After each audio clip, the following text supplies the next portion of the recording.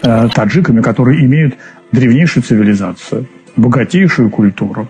Когда мы дикарями бегали по лесам, у них уже была богатейшая культура персидская. У них были и Румиев, и Фердоуси, и Рудаки, когда у нас еще никого не было. Понимаете? То есть им есть чем гордиться. Вот. И у них это в крови. Вот это как бы культура речи, а образность выражений. У меня был обычный дворник, сторож, сосед мой, Рамазан. Из советского времени, советской армии еще служил, такой очень, говорил по-русски очень так хорошо, живо. И знаете, как у него была речь? Это, вот я жалко, я говорю, слушай, Рамазан, тебе надо просто записывать на диктофон, потому что настолько она образная, настолько она яркая, с восточным каким-то колоритом. Обычный просто таджик. Он говорил так художественно. Понимаете, и вот у них, когда берут интервью, даже вот смотришь на их телевидение, я по-таджикски не понимаю. Но вот стоит обычный таджик, даже вот в своем халате в каком-то, да, из какого-то кишлака, дед. Вот. И он может говорить 15 минут, не замолкая. برادرات داروی پرستدید میپرسن اینا برادرها وردیم تری و ادنام ارگینالش استسول ترکی میبوشه مقصد یا هم خنکیره میگیره مردانگیره با قوت اینا فایز بالان میکنه گردش خونه تیز میکنه بیستی نمود گیوتر شده در ابدا جوتان فایده داره یعنی سپریش باشه برای طولانی کردنی هم خوبه ای 20 تا 45 دقیقه را طولانی میکنه مقصد میتونید زکس کنید دستف که با تمام شرایط راستی هست میتونیم که همچنین با تاجیکستان هم داریم میتونیم مراجعه کنیم با متخصص شرکت دارویی با پورا میفهماند مرحمت نامه را در اکران.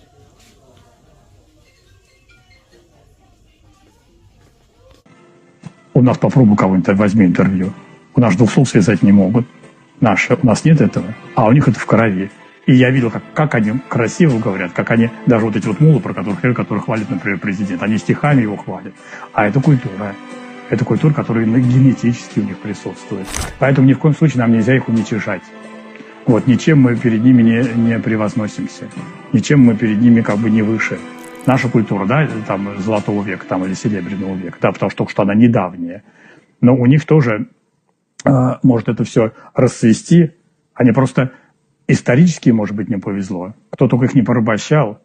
И Чингисхан, там, и тот же Тамерлан, который просто в порошок их стирал. Сколько было войн, сколько у них было несчастья и скорбей, когда их уничтожали почти что подчистую. Вот, это тоже надо понимать, почему они в такой упадок пришли. Вот. Но народ очень, очень добрый. И вот я случай привожу, неоднократно я его приводил. Это не я как бы был свидетелем этого случая. Я слышал это тоже по радио Радонеж, по-моему, не помню.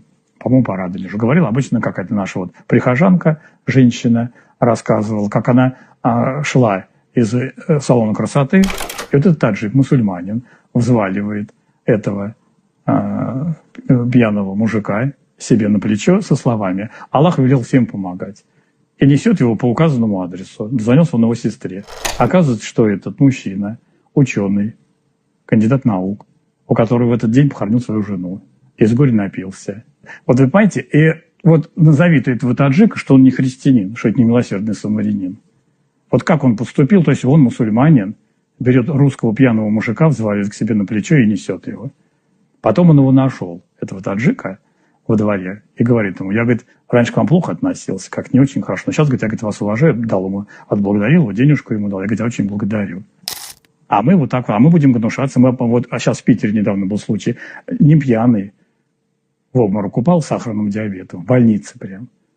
И это в регистратуре сидит женщина, посмотрела на него, и никто не подошел, не оказал помощь. Такие же больные пришли на прием. А он лежит. Это был вопиющий случай, не пьяный мужик. Вот, пожалуйста, наш. И вот эти таджики. И у них вот это есть. У них это есть, и у них это повсеместно распространено. Они в этом отношении лучше, отзывчивее нас.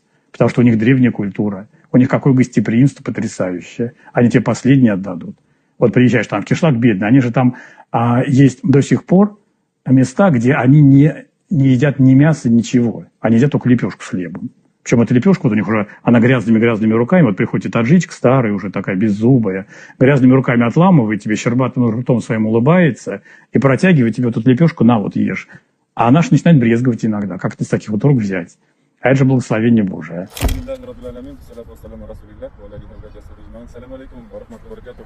Уважаемые братья и сестры мусульмане, строительство Краевой-соборной мечети города Перми по адресу бульвар Гагарина 74А продолжается. Пусть Аллах Таля примет все ваши пожертвования, кто помогает в строительстве мечети. Пусть баракат даст ваши дома, ваши семьи. Пусть Аллах Таля доволен вами будет за то, что вы помогаете. Это большое дело, когда мы строим мечеть. Это когда мы строим, как пророк Мухаммад саллаллаху алейхи вассалям сказал, что тот человек, который строит мечеть, участвует, он строит себе дом в раю. Напишите в СМС, что вы эти деньги отправляете на строительство краевой соборной мечети в городе Перми. Вот так вот.